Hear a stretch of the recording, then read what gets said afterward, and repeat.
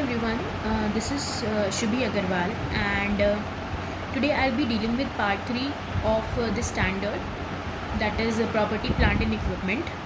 In the previous two parts, I have discussed the basics about what is the standard all about, the scope and some other concepts, and today I will be dealing with measurement after recognition.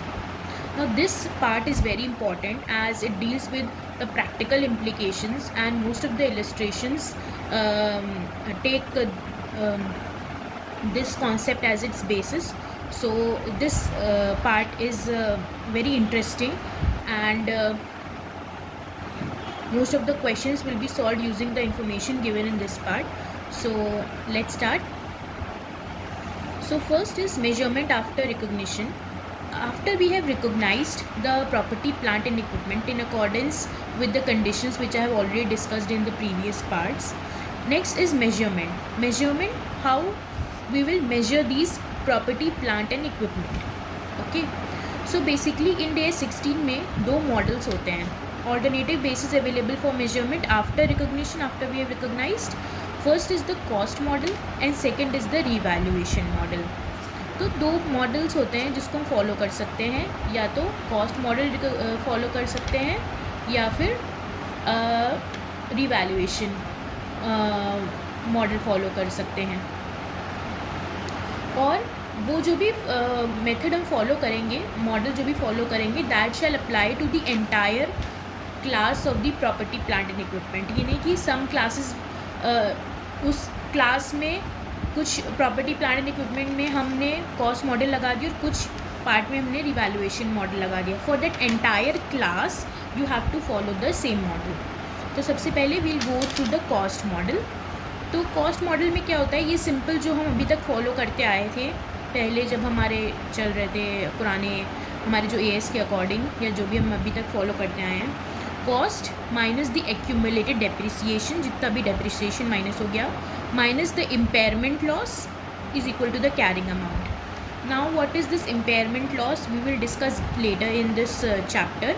And जब हम cost में से accumulated depreciation और impairment loss हटा देते हैं, then we get the carrying amount. This is simple cost model in which we take original cost as the cost.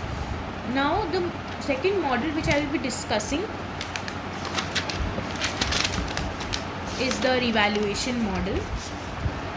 Okay, so this is the new model which was introduced in this Ind AS. Okay, so revaluation model में क्या होता है, जो भी fair value होता है of the property, plant and equipment at the date of revaluation. fair value जो होती है, अगर वो रिलायबली मेजर हो सकती है at the date of revaluation, तो वो फेयर वैल्यू हम कंसिडर करते हैं. उसमें से जो भी सब्सिक्वेंट एक्यूमुलेटेड डेप्रिसिएशन होता है वो माइनस करते हैं, उसमें से subsequent accumulated impairment loss minus करते हैं, then we get the carrying amount. So this is for the revaluation model. ठीक है, so this was basically the two models, उसको हम डिटेल में विल गो थ्रू.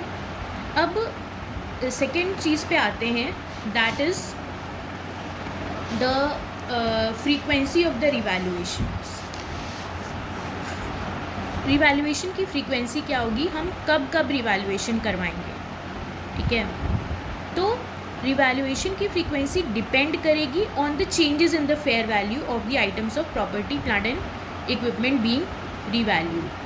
तो अगर उनकी फेयर वैल्यू चेंज होती रह रही है तो उस पर डिपेंड करेगा कि हम कब कब रिवैल्यू कराएंगे. जैसे कि अगर fair value when fair value is of the revalued asset differs materially from the carrying amount, further revaluation is required. अगर कैरिंग अमाउंट से मटीरियली डिफ़र कर रहा है fair value, then further revaluation is required. Sometimes property, plant and equipment experience significant and volatile changes in the fair value, thus necessitating annual revaluation. अगर significant and volatile changes हो रहे हैं, then we have to go for annual revaluation. लेकिन अगर frequent revaluations लेकिन अगर significant and volatile changes नहीं हैं, then frequent revaluations are unnecessary for items of property, plant and equipment with only insignificant changes in fair value. In that case, instead of annual revaluation, only 3 or 5 years revaluation will be required. So basically frequency will depend upon कि कितना asset का value change हो रहा है. अगर बहुत ज़्यादा changes आ रहे हैं तो हम हर साल उसको रिवैल्यू करवा लेंगे, लेकिन अगर इतने चेंजेस नहीं आ रहे हैं तो 3 से 5 साल में एक बार हम रिवैल्यू करवा लेंगे. ठीक है, तो this was all about frequency of revaluation. अब प्रैक्टिकल पोर्शन पे आ जाते हैं, that is accumulated depreciation at the date of revaluation. अब अगर एक्यूमुलेटेड डेप्रिसिएशन आता है at the date of revaluation तो हम उसको कैसे ट्रीट करेंगे. So basically there are two approaches for this. First is the depreciation elimination approach and the second is the restatement approach. Okay, so that I'll make you understand on the basis of this illustration which is given in the ICI module. So let's go through the illustration. Illustration says Jupiter Limited has an item of PPE with initial cost of 1 lakh. So initial cost is 1 lakh. At the date of revaluation, accumulated depreciation amounted to 55,000. So initial cost is 1 lakh.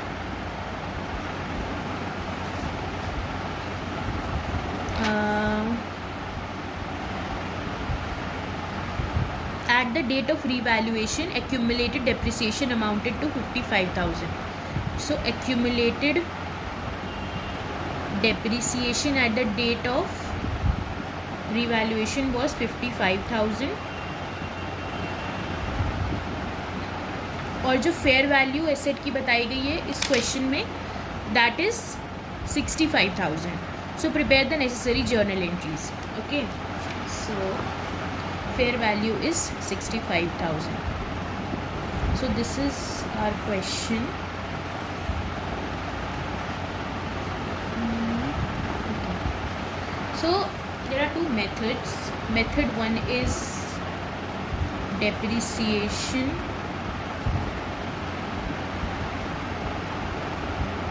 elimination approach. Okay, so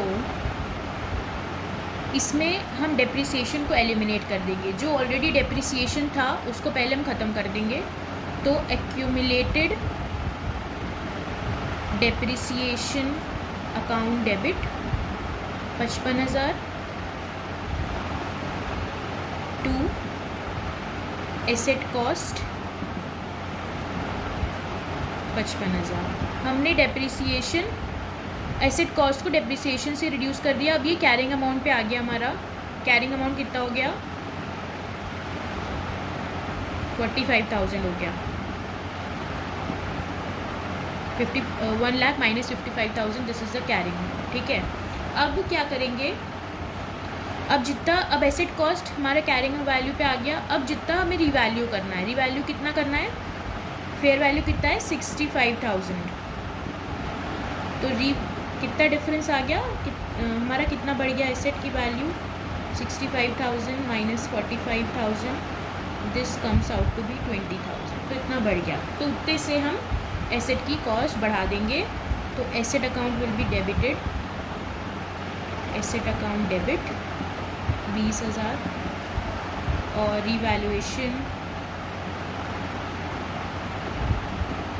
reserve credit हो जाएगा 20,000. तो revaluation को हमने 20,000 से बढ़ा दिया. सो this was the entry. ठीक है, तो नेट रिज़ल्ट क्या हो गया? जो एसेट की वैल्यू थी वो कितनी आ गई? 45, 1 lakh minus 55,000 plus 20,000, this comes out to be 65,000. This was method number 1, that is a depreciation elimination approach. Second approach is restatement approach.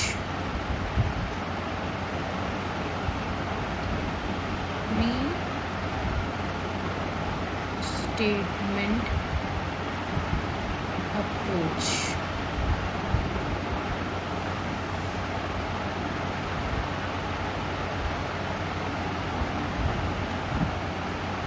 ठीक है, तो इसमें क्या होता है, हम रीस्टेट कर देते हैं। रीस्टेट मतलब जैसे हमारा जो कैरिंग अमाउंट है वो 45,000 है, फेयर वैल्यू 65,000 है, सरप्लस कितना हो गया, सरप्लस हो गया 20,000। ठीक है, अब percentage of surplus to the carrying amount कितना है, 20,000 डिवाइडेड बाय 45,000, तो ये आ गया लगभग 44.44%। ठीक है, तो ये हो गया हमारा surplus on the carrying amount. तो जितना भी सरप्लस आया उसको हम एज ए एंट्री पास कर देंगे। एसेट को कितने से इंक्रीज़ करेंगे, 1 लाख इंटू 44%, डेबिट कितना हो जाएगा 44,444, और एक्यूमुलेटेड डेप्रिसिएशन को कितने से इंक्रीज़ करेंगे, इसको इंक्रीज़ करेंगे 55,000 into 44.44, that comes out to be 24,444। और हमें क्या करना है, रिवैल्यूएशन रिजर्व में डालना है पैसा जो भी इंक्रीज़ हुआ उसका, तो that comes out to be 20,000।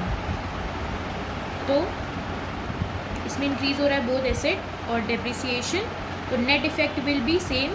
हमारा जो एसेट है उसका वैल्यू आ जाएगा 65,000। So this was method number 2। So you can use any method. Okay, now let's move to the next topic.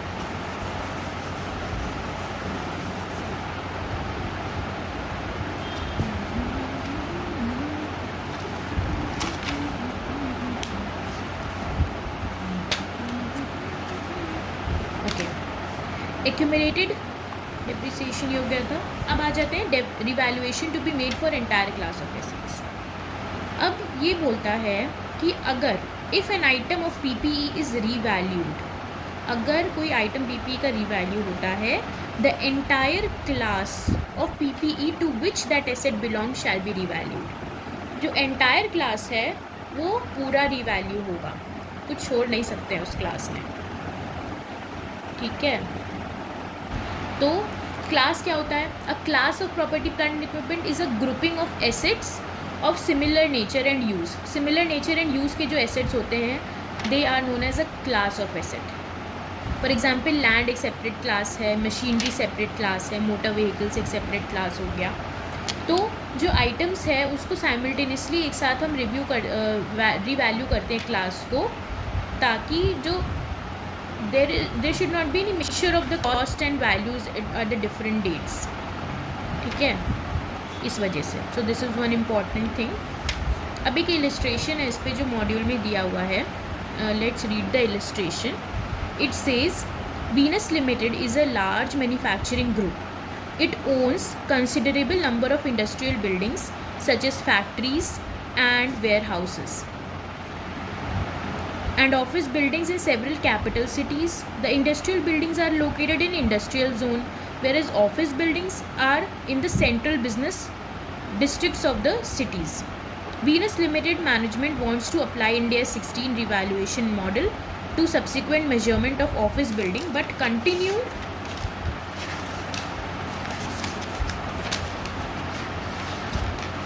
to apply historical model to industrial buildings, analyze the accounting treatment. अब जो ये Venus enterprises है ये बोल रहा है कि हम जो इंडस्ट्रियल बिल्डिंग है उस पर तो हिस्टोरिकल मॉडल कंटिन्यू करेंगे, लेकिन जो ऑफिस बिल्डिंग है उसकी उस पर वो कॉस्ट मॉडल रिवैल्यूएशन मॉडल लगाना चाह रहा है। तो कैसा ये कर सकते हैं according to the concept which we have declared. तो इसका आंसर ये है कि वीनस लिमिटेड अप्लाई कर सकता है only revaluation model to office building. क्यों? क्योंकि जो ऑफिस बिल्डिंग है they can be clearly distinguished from the industrial building. in terms of their function, their nature, their general location. Ind AS 16 permits assets to be revalued on a class by class basis. The different characteristics of the building enable them to be classified in different PPE classes. Okay, the different measurement models can therefore be applied to these classes for subsequent measurement. तो जो भी और properties जो भी class है office building की, that has to be calculated at the revalued amount, और उसका सेपरेट डिस्क्लोजर होगा in accordance with Ind AS 16. Then comes the major practical portion which I was talking about, that is treatment of surplus और deficit arising on revaluation, और this is very important. Okay, अब इसमें बोल रहे हैं क्या treatment देंगे जो भी रिवैल्यूएशन अगर हम करेंगे तो उसमें जो भी सरप्लस या डेफिसिट आएगा उसका ट्रीटमेंट क्या होगा.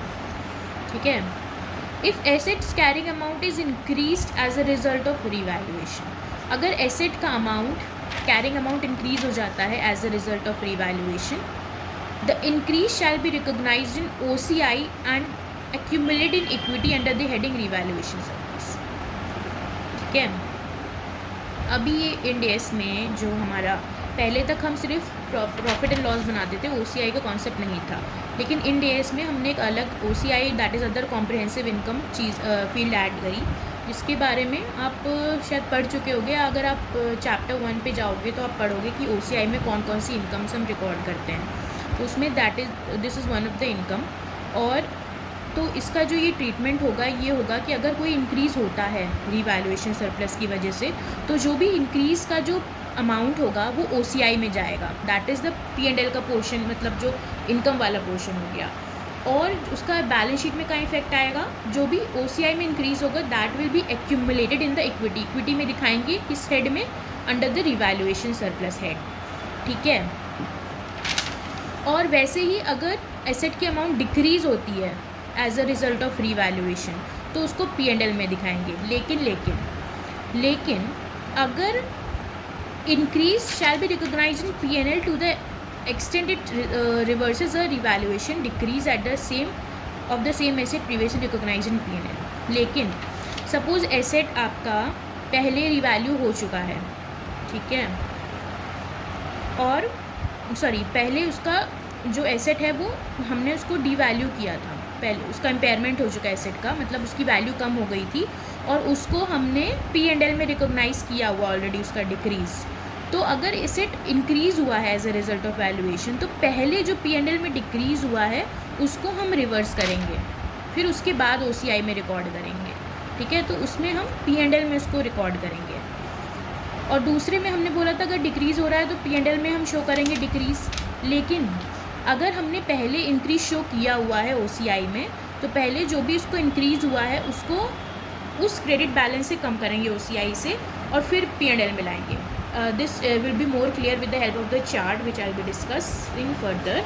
तो इससे क्लियर हो जाएगा. एक चार्ट है, इसमें मॉड्यूल में दिया हुआ है ये चार्ट आपका, तो इस चार्ट को गो थ्रू कर लेते हैं. ठीक है, ट्रीटमेंट दो हमारे इसमें कैटेगराइजेशन हो सकते हैं. पहला फर्स्ट टाइम रिवैल्यूएशन, जब एसेट फर्स्ट टाइम रिवैल्यू हो रहा है, और दूसरा है सब्सिक्वेंट रिवैल्यूएशन, जब एसेट को हम सब्सिक्वेंटली रिवैल्यू कर रहे हैं. तो जब फर्स्ट टाइम रिवैल्यूएशन होता है तो सिंपल चीज़ है, अगर इंक्रीज़ हो रहा है कैरिंग अमाउंट में ऑफ द रिवैल्यूड एसेट तो उसको OCI में हम रिकॉर्ड कर लेंगे. ठीक है, गेन OCI में रिकॉर्ड हो जाएगा और सब्सिक्वेंटली बैलेंस शीट में हमारे रिवैल्यूएशन रिजर्व में रिकॉर्ड हो जाएगा. ठीक है, अगर डिक्रीज़ हो रहा है carrying amount of revalued asset में तो उसको हम P&L में रिकॉर्ड कर लेंगे. सिंपल फर्स्ट टाइम रिवैल्यूएशन का मामला ख़त्म. लेकिन प्रॉब्लम कहाँ आती है, सब्सिक्वेंट रिवैल्यूएशन. मतलब प्रॉब्लम क्या, जो एक्स्ट्रा चीज़ें जो हमें देखनी होती हैं वो सब्सिक्वेंट रिवैल्यूएशन में देखनी होती है. सब्सिक्वेंट रिवैल्यूएशन में क्या होता है, अगर इंक्रीज़ हो रहा है कैरिंग अमाउंट में ऑफ द रिवैल्यूड एसेट तो पहले हम उसमें दो चीज़ें देखेंगे.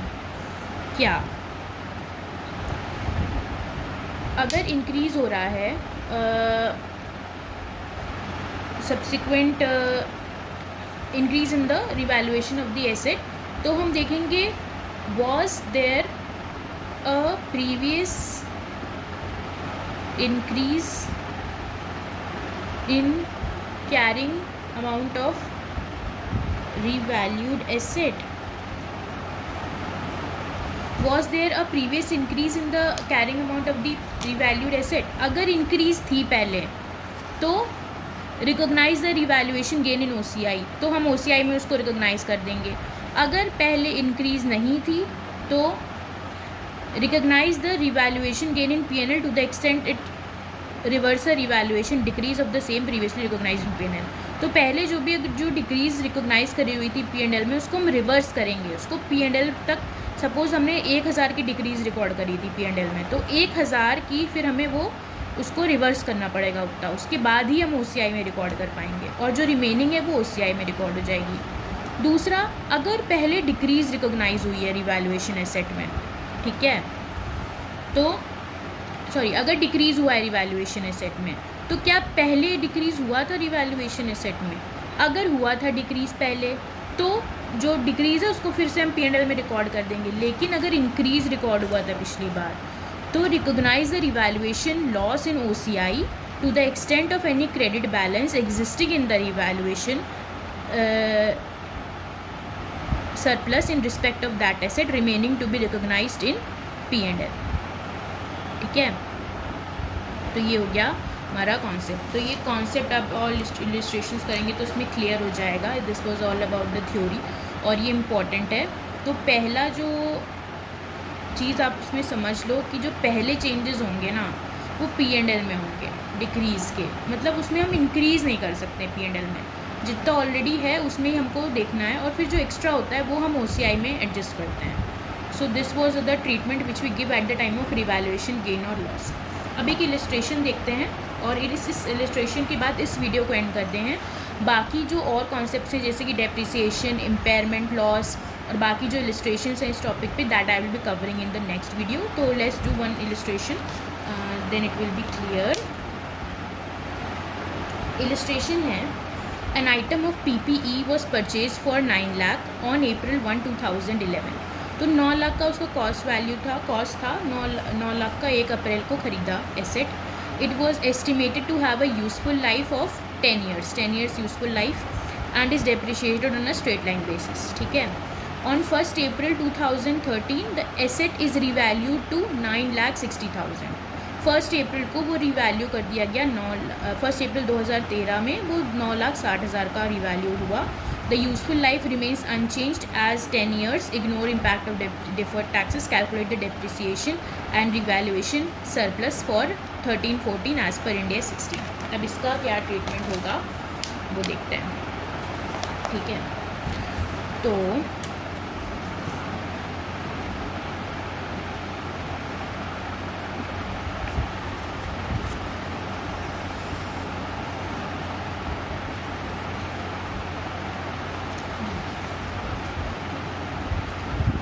सबसे पहले actual depreciation for 2013-14 on revalued amount कितना है, 9,60,000 का रिवैल्यूड अमाउंट है, और रिमेनिंग यूजफुल लाइफ कितनी है 8 years। तो हमारा कितना डेप्रिसिएशन बनेगा 1,20,000, जो हमें रिवैल्यूड अमाउंट पे कैलकुलेट करना है, करा है हमने। फिर जो डेप्रिसिएशन है for 13-14 on historical cost, that is 90,000। तो 30,000 is additional depreciation।